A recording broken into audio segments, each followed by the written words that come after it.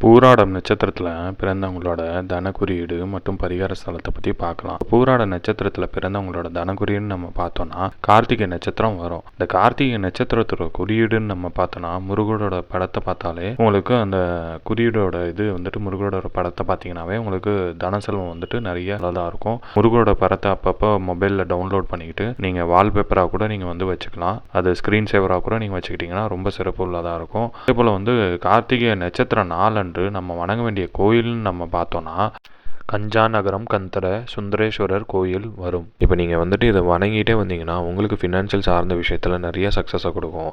அதே போல் ஃபினான்ஷியல் சார்ந்த விஷயத்துக்கு நம்ம என்ன பண்ணுவோம், நார்மலாக ஒரு பேங்க் அக்கௌண்ட் ஓப்பன் பண்ணிக்குவோம், இல்லைனா ஒரு எல்ஐசி பாலிசி எடுத்துக்குவோம், இல்லைனா ஒரு மியூச்சுவல் ஃபண்டு எடுத்துக்குவோம்.